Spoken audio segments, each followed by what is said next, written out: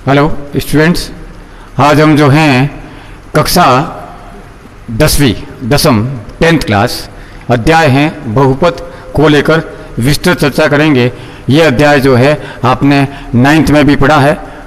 उसी चर्चा को आगे बढ़ाते हुए 10th से जोड़कर जो हैं इस चैप्टर का, इस अध्याय का अध्ययन करेंगे। तो सबसे पहले बहुपद होता क्या है, बहुपद क्या है, ये जानना बहुत ज़रूरी है सभी के लिए। तो बहुपद की परिभाषा में चलते हैं। सबसे पहले संक्षेप में अगर अपन बात करें तो बहुपद जो है आपके एक बीजीय व्यंजक है। अब प्रश्न उठता है कि क्या प्रत्येक बीजीय व्यंजक जो है बहुपद होता है? जवाब नहीं होगा। प्रत्येक व्यंजक जो है बहुपद नहीं होगा। इसमें कुछ कंडीशन होगी, कुछ शर्तें होगी, कुछ ज़रूरी बातें होगी, तभी वो बीजीय व्यंजक जो हैं आपके जो हैं बहुपद कहलाएगा, जो आपके परिभाषा में रहेगा। सबसे पहले अहम बात है कि ऐसा बीजीय व्यंजक जिसमें गुणांक जो हैं वो वास्तविक हो, गुणांक जो हैं वास्तविक होना चाहिए, तथा जो चर या एक से अधिक चरों का बहुपद भी होता है। लेकिन कक्षा 9 और 10 की अगर अपन बात करते हैं तो केवल और केवल जो है एक चर के बीजीय व्यंजक या बहुपदों का समावेश कक्षा 9 और 10 में किया गया है। तो ऐसा बीजीय व्यंजक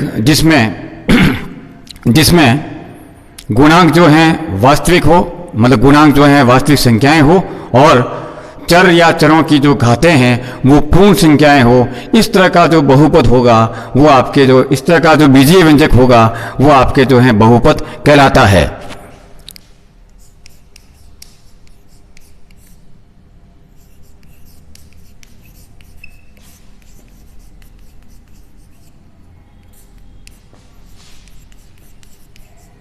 तो ऐसा बीजीय व्यंजक जिसमें गुणांक तो ऐसा बीजीय व्यंजक जिसमें गुणांक वास्तविक हो तथा चर या चरों की घातें एक्सपोनेंट्स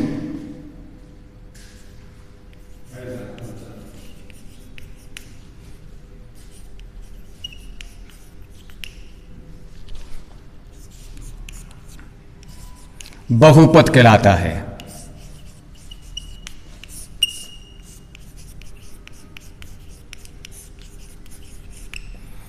उदाहरण देते हैं बहुपद को।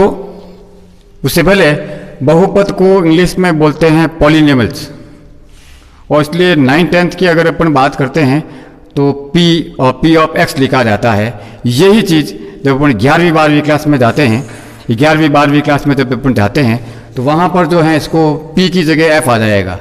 तो आगे जाके इनका नाम बदलना है, वहाँ पर ये बीजीय फलनों के नाम से जाने जाते हैं। फिलहाल अभी 9th 10th को लेकर अपन काम कर रहे हैं, तो केवल अपन जो है बहुपद को लेकर ही बात करेंगे। तो उदाहरण देते हैं, और इन उदाहरणों में आपको ये चेक करना है कौन कौन से बीजीय व्यंजक जो मैं लिख रहा हूँ वो बहुपद है या नहीं है तो क्यों है, और नहीं है तो क्यों नहीं है की चर्चा करेंगे। मतलब पूर्ण जो है आज का मेन उद्देश्य रहेगा परिभाषा पर। परिभाषा अगर जो है नींव मजबूत होगी तो चैप्टर जो है, अध्याय जो है अपने लिए बहुत सरल आगे चलकर रहेगा, और विद्यार्थियों का जो है आपके रुचि विद्यार्थियों की बनी रहेगी। तो मैं कुछ ये बीजीय व्यंजक यहाँ पर लिख रहा हूँ, और आपको चेक करना है कि इनमें से कौन से बीजीय व्यंजक जो हैं बहुपद है और कौन से नहीं हैं। है तो क्यों है, और नहीं है तो क्यों नहीं है।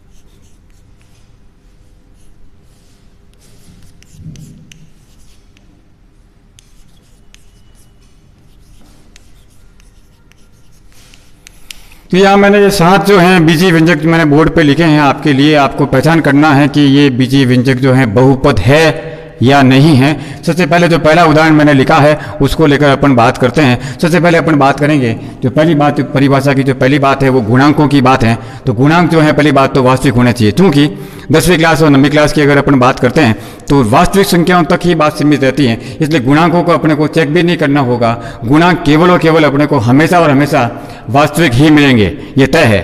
पहले बीजीय व्यंजक को लेकर बात करते हैं तो गुणांकों की बात है, वो वर्गमूल 2 पड़ा है और आपके 3 है। वर्गमूल 2 आप सभी जानते हैं एक अपरिमेय संख्या है, अपरिमेय संख्या है लेकिन वास्तविक संख्या है, और साथ में है 3। तो बीजीय व्यंजक के गुणांक तो वास्तविक हैं। घातों की बात करते हैं, चर का यहाँ पर समावेश जो हुआ है वो चर केवल यहाँ पर आपके x हैं, और इसकी घातों की बात अगर अपन करते हैं तो कुछ भी घात नहीं लिखा है, इसका मतलब यहाँ पर आपके जो है एक घात रहेगी और एक के बारे में कोई कंट्रोवर्सी, कोई विरोधाभास जो है नहीं रहेगा, एक पूर्ण संख्या होती है। साथ में बात करते हैं, यहाँ पर मैंने लिखा है 3, केवल और केवल मैंने 3 लिखा है, ये वास्तव में 3 नहीं है, ये वास्तव में ये है 3 गुणा 1 है, और इस 1 को भी मैं अगर ऐसा लिखूं तो गलत नहीं होगा, क्योंकि आप जानते हैं कि x की घात 0 जो है आपके 1 होता है, और 0 के बारे में मुझे अधिक बताने की जरूरत नहीं है, 0 आपके पहले ही पूर्ण संख्या आपके होती हैं। तो ये बीजीय व्यंजक जो आपके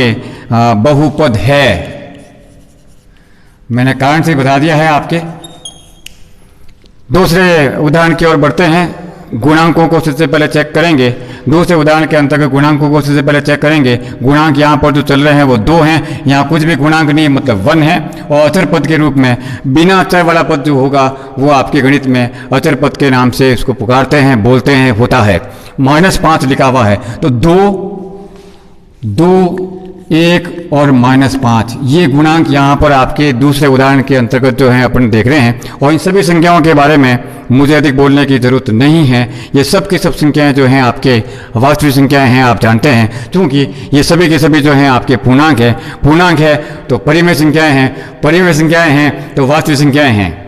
वास्तविक संख्याओं की परिभाषा की बात भी जो है रियल नंबर जो अध्याय होगा उसमें अपन चर्चा करेंगे। फिलहाल अभी मैं बहुपद को लेकर बात कर रहा हूँ। तो गुणांक पहले से पहली बात तो ये है, इस बीजीय व्यंजक के अंतर्गत गुणांक जो हैं वास्तविक हैं। तो गुणांकों को अपने को चेक करना भी नहीं है, मैं टोटल समरी में बता चुका हूँ कि गुणांक हमेशा अपने को वास्तविक मिलेंगे। अपने को केवल और केवल चरों की घातों का ध्यान से देखना होगा, अवलोकन करना होगा और पता लगाना होगा कि ये बीजीय व्यंजक जो है बहुपद है या नहीं है। तो सबसे पहले पद में ही यहाँ पर चर की जो घात दिख रही है वो 3/2 जो है देखने को मिल रही है, और 3/2 के बारे में आप सभी जानते हैं कि ये 3/2 जो है आपके एक परिमेय संख्या है, मतलब पूर्ण संख्या नहीं है, और इसलिए इस बीजीय व्यंजक के आगे अगर मैं ये लिखूं तो गलत नहीं होगा, ये बहुपद नहीं है, ये केवल और केवल एक जो है बीजीय व्यंजक हैं। आगे देखने की भी जरूरत नहीं है। इसके बाद में उदाहरण नंबर 3 की अगर अपन बात करते हैं तो गुणांक यहाँ पर चल रहे हैं 3, 5 और -3। इन सभी के लिए कोई विरोधाभास नहीं रहेगा। ये तीनों के तीनों जो हैं आपके वास्तविक संख्याएं हैं।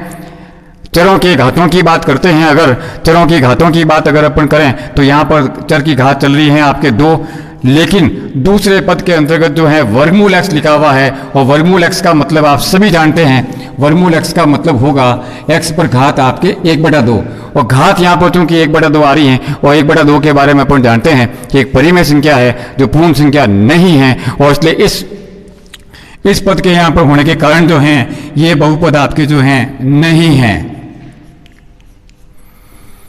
अगले उदाहरण नंबर 4 की ओर बढ़ते हैं। गुणांकों की बात अगर अपन बात करें तो 2 चल रहा है, 3 चल रहा है, और अचर पद के रूप में यहाँ पर -4 हैं, और ये सभी संख्याएं जो हैं 2, 3 और -4 आप जानते हैं कि पूर्णांक हैं, और पूर्णांक अगर हैं आपके तो तय है कि वास्तविक हैं। तो गुणांक तो आपके वास्तविक हो चुके हैं, सिर्फ अपने को चरों की घातों का अवलोकन करना होगा। तो चर एक बार फिर जो है, क्योंकि मैं कह चुका हूं कि 10वीं क्लास और 9वीं क्लास की अगर अपन बात करते हैं तो केवल एक चर के बहुपद या बीजीय व्यंजकों को लेकर अपन बात करेंगे। यहाँ पर तो घात यहाँ पर चल रही है 2, यहाँ पर घात कुछ भी नहीं तो 1 है, और यहाँ भी थोड़े पहले मैं चर्चा कर चुका हूँ, अचर पद अगर वहाँ पर है तो x की घात वहाँ पर 0 होगी। तो घातें जो देखने को मिल रही हैं वो हैं आपके 2 हैं, 1 हैं और 0 हैं, चर की घातों की बात हो रही है।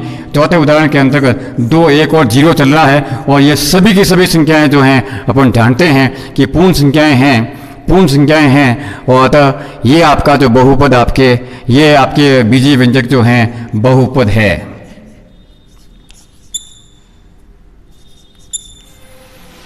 इसी प्रकार से उदाहरण नंबर 5 की ओर बढ़ते हैं। गुणांकों की अगर अपन चर्चा करें तो 3, -4, -5 और 4 और फिर 1 चल रहे हैं और इन सभी के लिए अपन जानते हैं कि ये पूर्णांक हैं और पूर्णांक हैं इसलिए वास्तविक संख्याएं हैं तो गुणांक तो वास्तविक हो चुके हैं। मतलब परिभाषा की जो पहली इन्फॉर्मेशन है वो आपके एप्लीकेबल हैं, वो आपके लागू हो चुकी हैं। उसके अलावा चर यहाँ पर देखने को मिल रहा है वो आपके x हैं यहाँ पर, और x की घातों की अगर अपन चर्चा करते हैं, x की घातों की अगर अपन चर्चा करें तो 3 हैं, 2 हैं, 1 हैं और 0 हैं।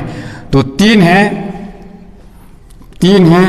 2 हैं, 1 हैं और x की घात यहाँ पर 0 हैं और ये सब की सब संख्याएं जो हैं पूर्ण संख्याएं हैं। ये सभी की सभी संख्याएं जो हैं आपके पूर्ण संख्या चल रही हैं और इनके बारे में निश्चित तौर पर कहा जा सकता है कि घातें जो हैं यहाँ पर पूर्ण संख्याएं मिल रही हैं और ये इसलिए भी आपके जो हैं ये आपके बहुपद है। मतलब अपना मामला रहेगा यस में जाएगा। यस और नो की अगर अपन बात करते हैं जगह की कमी है इसलिए मैंने केवल यस लिखा है, मतलब ये बहुपद आपके रहेगा। इसी प्रकार से उदाहरण नंबर 6 आप स्वयं चेक करेंगे, ये आपको हाँ में नजर आएगा। लेकिन उदाहरण नंबर 7 में चूंकि दूसरे पद के अंतर्गत जो हैं घात यहाँ पर एक्स की चर की घात जो यहाँ पर चल रही है वो 3/2 चल रही है और 3/2 जो है आपके आप जानते हैं कि परिमेय संख्या है, पूर्ण संख्या नहीं है और इसलिए आपका जवाब यहाँ पर नो रहेगा। इस प्रकार से आप भी जो है अपनी मर्जी से रफ कॉपी में 8-10 बीजीय व्यंजक लिखें और उनका ध्यान से जो अच्छा लगे वो लिखें, घातें लिखें और उनकी चर्चा करें, उनके बारे में दिमाग लगाएं, उनके बारे में थोड़ा सोचें तो आप भी पता लगा सकते हैं कि कौन से बीजीय व्यंजक जो हैं बहुपद होंगे और कौन से बीजीय व्यंजक जो हैं बहुपद नहीं होंगे। के बाद में आगे बढ़ते हैं, थोड़ा सा 2 मिनट और लूँगा कि परिभाषा की चर्चा हुई है। चैप्टर का जो नाम है वो बहुपद है। बहुपद की परिभाषा को लेकर मैंने सारी बातें करी हैं। तो 2 बातें हैं, दोनों बातों को चेक करने में पहली बात तो चेक नहीं भी करें चलेगा, दूसरी बात को ध्यान से चेक करें। चर या चरों की जो घातें हैं वो आपके पूर्ण संख्याएं अगर आपके होती हैं तो वो बीजीय व्यंजक जो हैं बहुपद कहलाते हैं। अब थोड़ी चर्चा को आगे बढ़ाते हैं। किस तरह का बहुपद है ये, किस तरह का है ये बहुपद जो है भी नहीं, ये बहुपद है